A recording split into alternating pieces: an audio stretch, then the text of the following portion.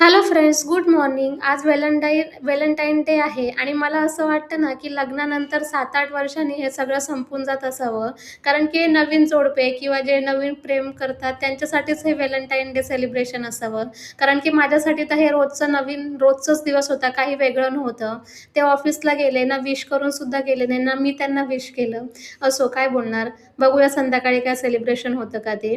त्यानंतर आज सकाळचं जेवणासाठी अंडे उकळायला ठेवले होते. अंडे बनवायचे होते म्हणून कुकरमध्ये अंडे ठेवले आणि त्यानंतर देवपूजा करायला घेतली. आपले ते रोजचे कामं असतात ते तर चालूच असतात. कोणता दिवस असं स्पेशल राहत नाही. व्हॅलेंटाईन डे तर खूप दूरचीच गोष्ट आहे. आम्ही बर्थडे पण लवकर सेलिब्रेट करत नाही. त्यानंतर मग भाजीची तयारी केली. भाजीला फोडणी द्यायच्या आधी म्हटलं कपडे धुवून घेऊया.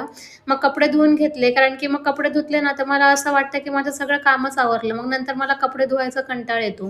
म्हणून सगळ्यात पहिले कपडे धुवून घेतले आणि मग भाजीला फोडणी देऊन घेतली. अंड्याचा सार बनवला होता आणि एका साईडला भात ठेवलं होतं. मग मुलाचा क्लास होता म्हणून त्याला क्लासला सोडायला गेली आणि आल्यानंतर मग जेवण करायला बसली. मोबाईल बघितल्याशिवाय काही जेवण जातं म्हणून पहिले म्हटलं मोबाईल चालवूया.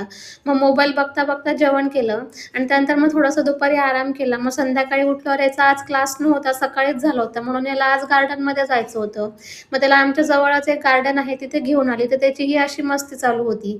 बघा तो कशा उड्या वगैरे मारतो. माझा मुलगा इतका ॲक्टिव्ह आहे ना, बघा हे असं काय करतोय, तुम्हाला तरी करायला येईल का हे असलं.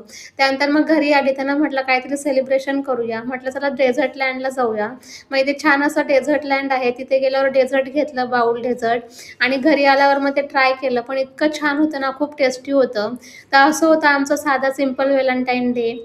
तुम्ही तुमचं व्हॅलेंटाईन डे कसं सेलिब्रेशन केला नक्की मला सांगा. त्यानंतर हे असं खूप छान असं टेस्टी व्हॅलेंटाईन डे आम्ही छान सेलिब्रेट केला. असा होता माझा आजचा दिवस. भेटूया उद्या. बाय.